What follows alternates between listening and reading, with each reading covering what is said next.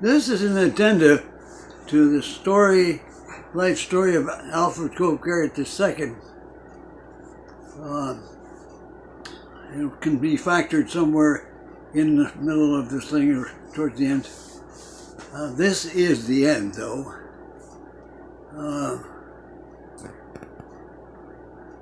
An addenda to this is session 4 on Sunday, the 13th of March in the year 2022.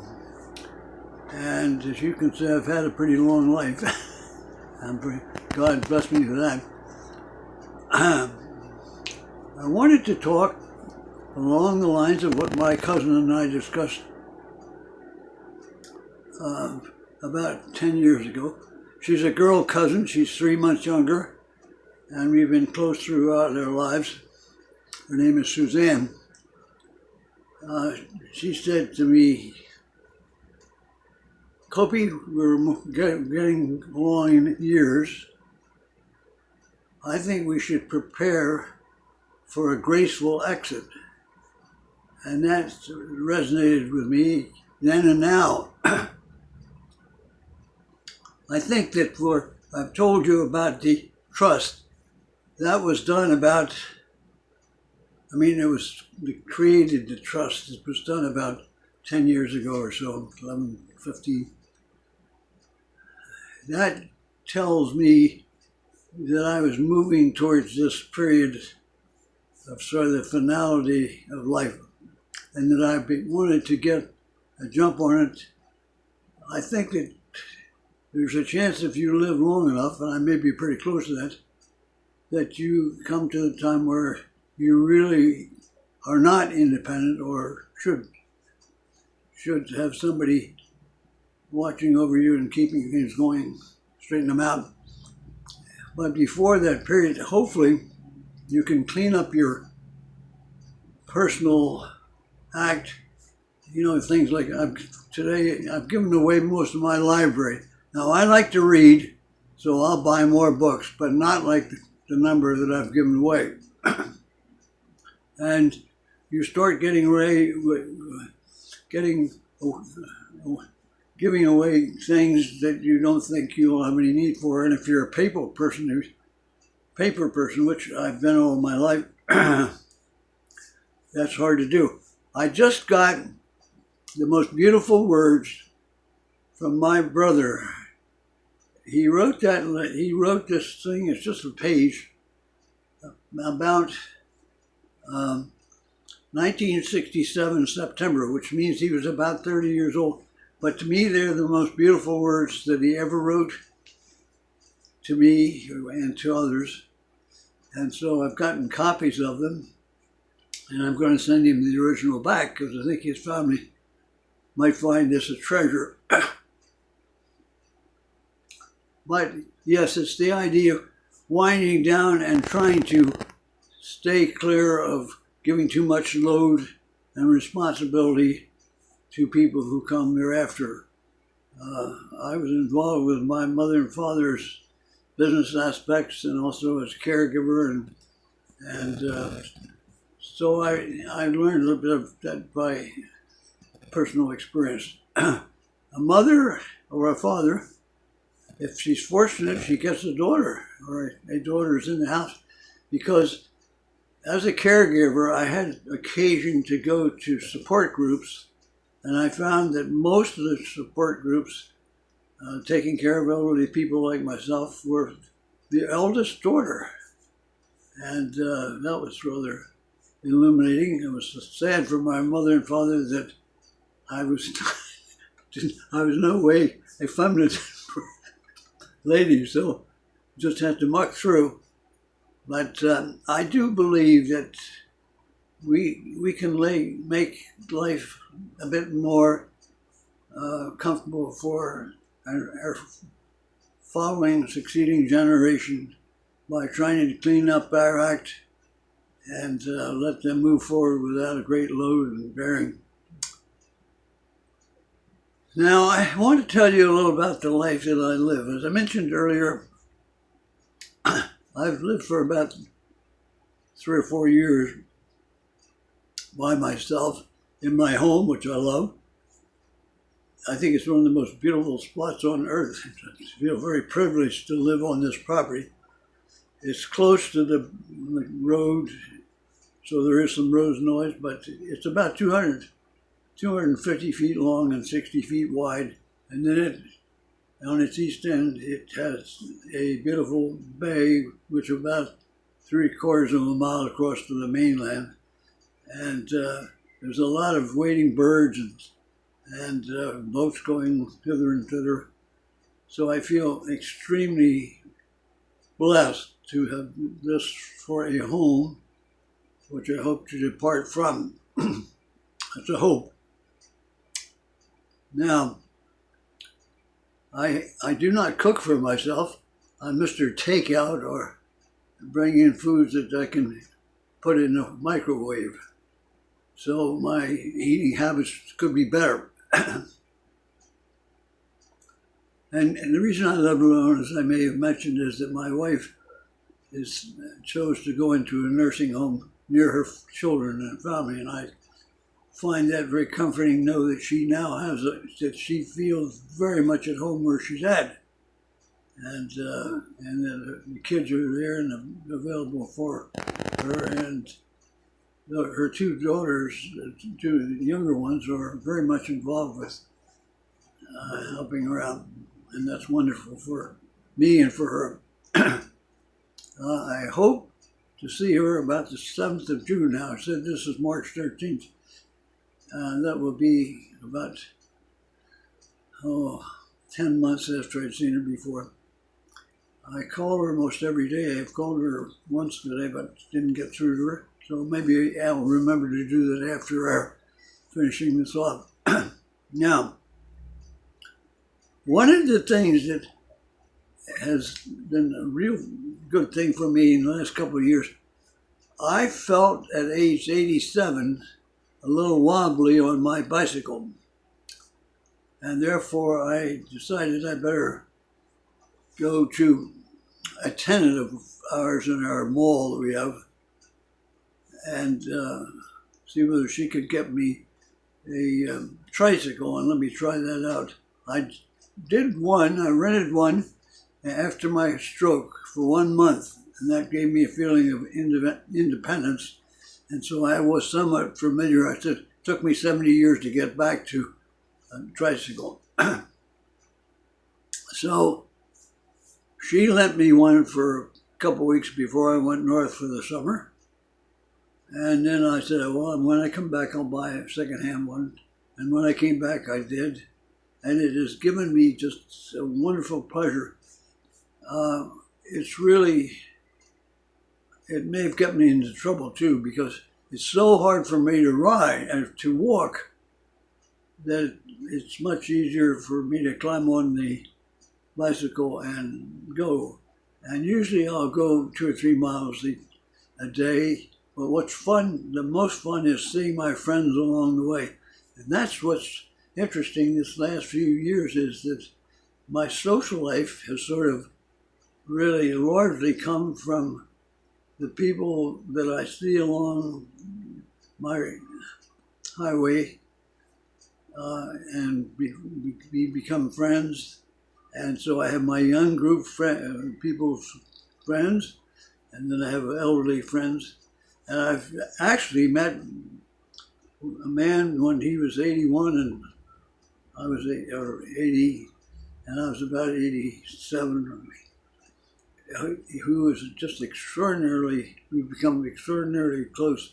And it's so wonderful to make a friend at this time in my life, because just the other day, I lost a friend from kindergarten that I had planned to have come down for 3 days to stay over with me.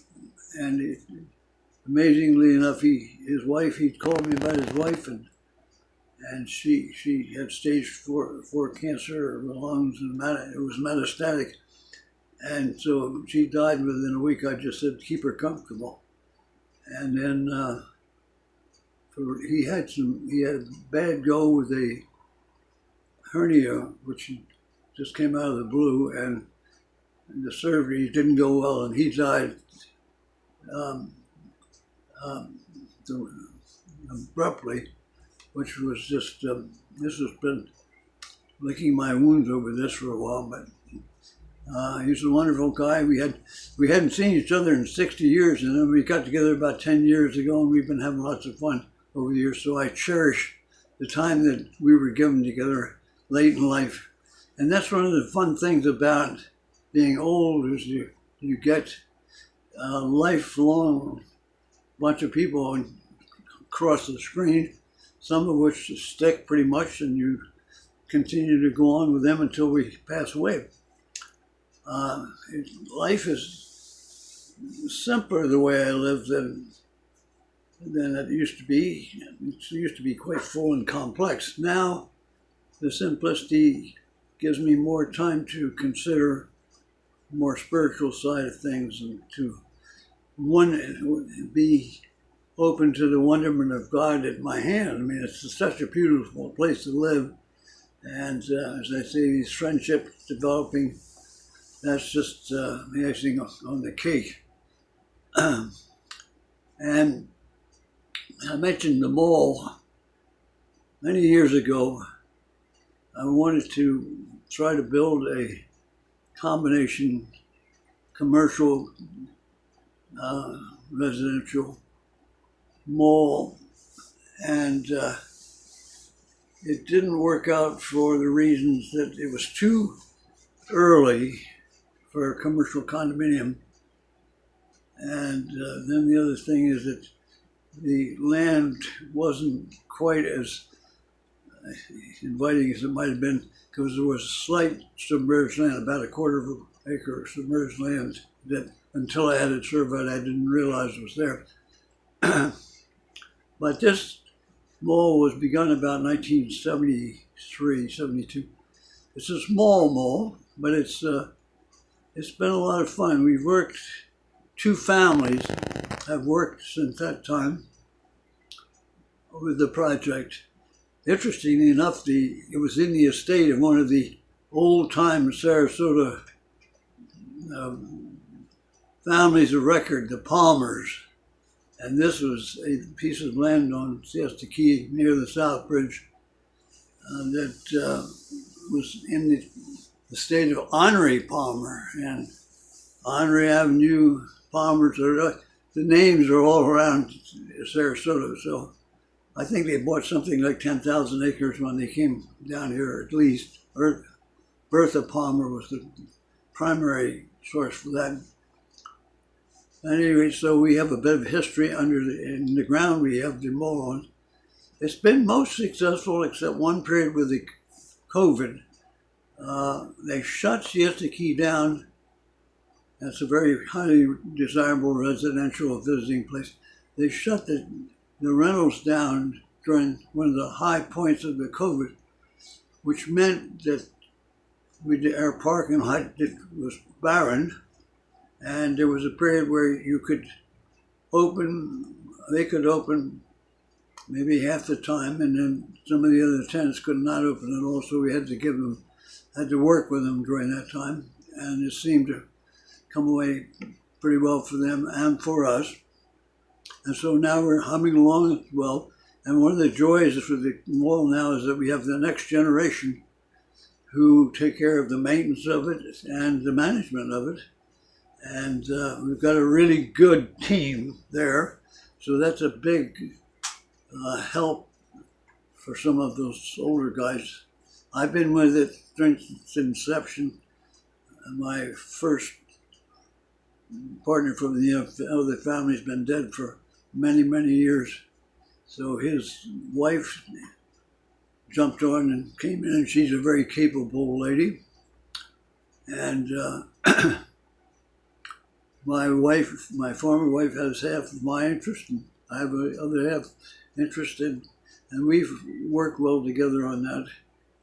So it's been good for both families, and it's really a thing in later life that you can pay attention to business-wise. And yes, my life has projects. That you could say is a project. Right now, we're doing this, Bones and I, my middle son Ethan, is doing this. That's one of my spring projects, is to try to get my life for others to know about if they want to know about it down the road. And now with this modern technology, it can be more long-standing than probably back in my time, autobiographies and biographies, which I like to read. So I'm always reading about people, where they came from, what they did. It's a sort of spice of life. So that's another thing. Reading is very important to me, and I feel very fortunate that my eyes are good enough to read, and so far to drive. That's interesting. When I had the stroke, I was in the rehab center, and I kept hitting the cones with the left wheels of the walker. And so the people there felt that I'd probably lost the peripheral vision in my left eye. And I got to where I thought, well, I probably won't be able to drive. And psychologically, I think I could have made it pretty easy recognizing that.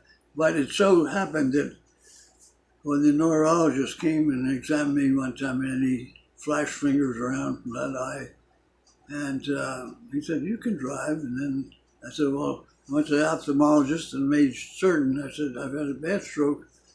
Check me from stem to stern." He did, and he said, "You can drive." So I'm still driving. I'm getting towards the end. I think the renewal is maybe 2 or 3 years from now, and that's it. As far as, unless they do retesting and go ahead and do it again, which we'll see when that time comes, if that time comes. Now, another joy in my life. My father, in 1957 or thereabout, joined with, I think, about 125 guys, and they bought a beautiful, beautiful estate. It's many, many acres along Sarasota Bay, really across from the Spoil Islands, which are there from the Intercoastal Waterway. And it has beautiful plantings, and it's a beautiful old building, so that it's a very choice place. It so happened that the women, Stanley and Sarah Field, who built it in the 20s, they did not have any children, and they must have said to their attorney or somebody with their affairs that they'd hoped that it might someday work out that it could be a place for a lovely dining club and yacht club and tennis club and so on, which is what it became. And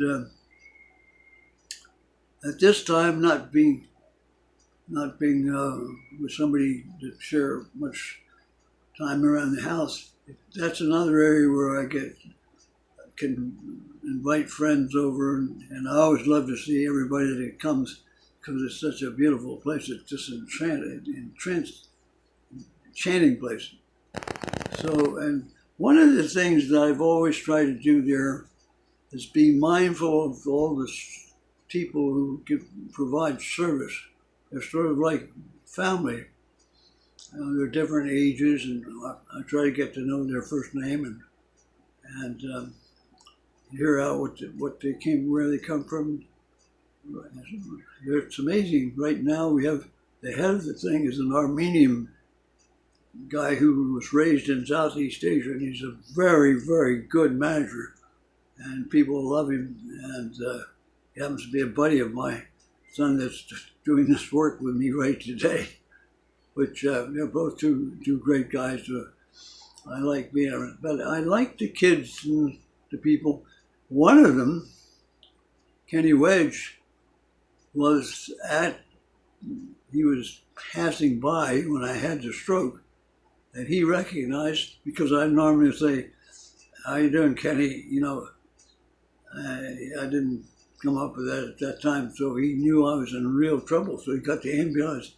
And when you have a stroke, it's very important to get you to the hospital or somebody where they can give you proper care by getting you in there.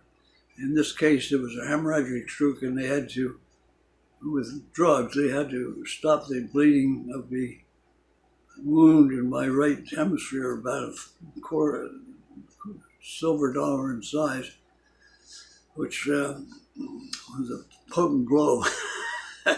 Yeah. So, but life is quite good now.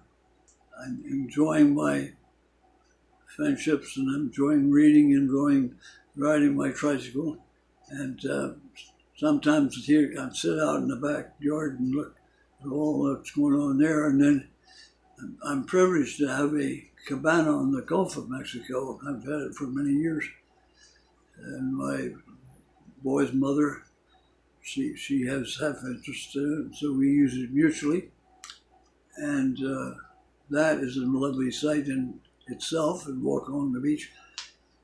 I don't do as much anymore because of the stroke. But I wanted to just try to personalize a little of what an old man does as he gets older. My biggest project right now, I think I may have mentioned earlier in this, that my wife and I committed to making a garden for the township we met in 1943, because of her being a master gardener, because of not having any children with each other and knowing each other such a long while. And so right now, I'm just about kicking off a garden within that garden. She wanted a entry garden, and so we did that. And then there was a fern garden that seemed naturally for the place. And now it's going to be a bald cypress garden in her honor, which I'm very enthusiastic about. Getting together with the landscape architect and getting the right specimens, and this is coming up within a couple of months from now. So I find that if I have projects to do, it's important. When I was working, I was sometimes involved with more civic things, like I was a director in my church. Years ago, I was a vestryman, and that church leadership in the Episcopal Church, and that was very gratifying. And then I was invited to become a board of director member of our utilities company for this key, which is now reverted to the county of Sarasota. But I did it for 12 years, and that was a very rewarding experience. One example that I had a little oar in is when I bought this place in 1978, Betty Willingham, who was sort of our personal lady that took care of the public, she said, "Cope, you must have the cleanest house in the key." And I said, "Well, why is that?" Because she said, "Well, the number of gallons you guys have used and consumed, that's how I know," and I wanted to let you know. But what she did was she asked if it would be okay if they put a meter that could verify that the one we had was not working and was working. And they did it and tested it and found out it was not a gallon meter, it was a liter meter. and no wonder we had such a big consumption. So I said, well, I want to have every meter on Siesta Key checked out, and we found 3 or 4 others. There were about 5 that had been mistakenly put in there. And I said to him, now I want you to go back and get recompense people for what they paid overly, due to the error of installing a liter meter as opposed to meter. But you have the possibility of helping the public out. Just so happened to help me out too in a civic type job like that. And another job that really interests me is, I'm never know how civic it is being a bank director. That's another very interesting experience to have living in a growing community. You learn a lot about who's doing what, number one.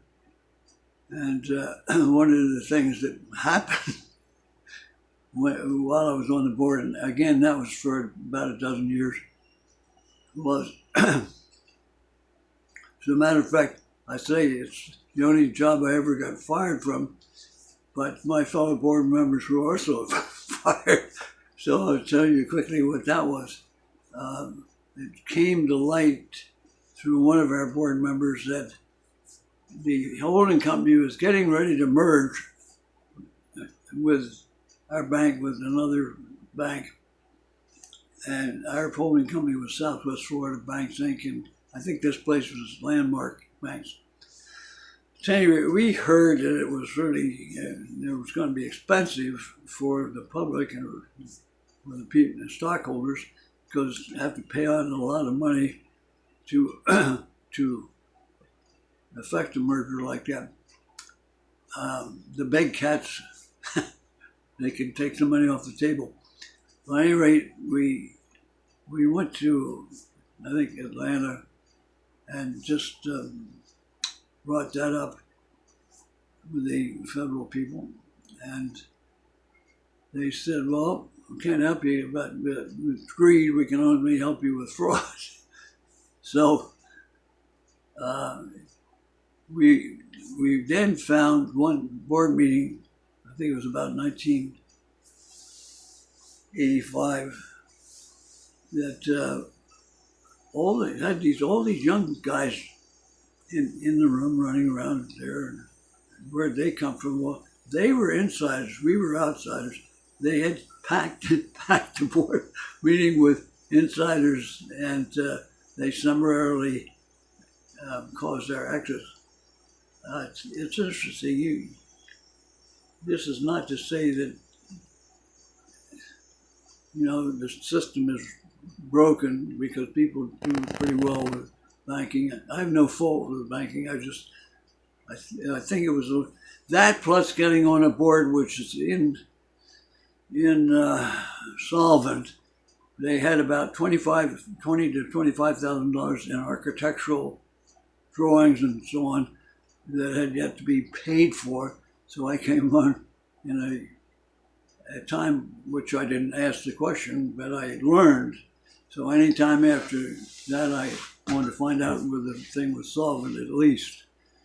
That was fortunate. It was a good board to be on, because it worked on a library facility which turned out to be the most popular in the county of Sarasota. And it's one of two buildings that I had my name on. One of the utilities company, they tore that building down, and now it's a parking lot, the administration building. And the other one, I thought my name had been removed, but I found out from my older brother, who's a big library person, that they apparently transferred those people who were involved with the first one. Their names are now on the new library building, and people like him that go there regularly are very pleased to have that facility. So doing civic boards and things like that, aside from making a living, is rewarding to the person, because they grow from that experience and of responsibility and what's going on with what the individual thing. So I would certainly advise that if you were in the position, I have to say that I was asked to be on by friends, and I don't think I ever promoted. I did get involved with one board which was too much for me. I found that I got overextended, and so I said, I'm going to have to step away from that after I had agreed to work on it. and I regretted that. But you know, in order to keep making a living and taking care of my family, I realized I was doing too much. So that's sort of some past history, and also bringing you up to speed with where I am, or as I see myself now.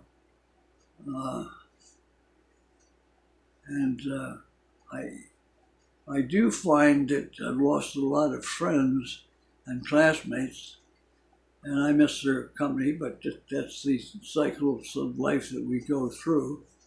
And since I'm towards the end of it, I'm so pleased that my middle son had the time and the interest to help me with this project. It so happens that now that we've decided that his cats are going to be the beneficiary of this time together, I was sort of searching to try to get something to give him a boost from for taking the time to be sitting here with me and holding my hand with this. It's been a good experience, though, for him. It's been a learning experience for me and him at the same time. He's the chief operator, and I'm just sitting here yakking. With that, I think I'll close. This is an addendum which can be feathered any which way you want into the first 3 sessions. All I can say. Bye-bye. Thanks, Bones. All right. Ah, gracious.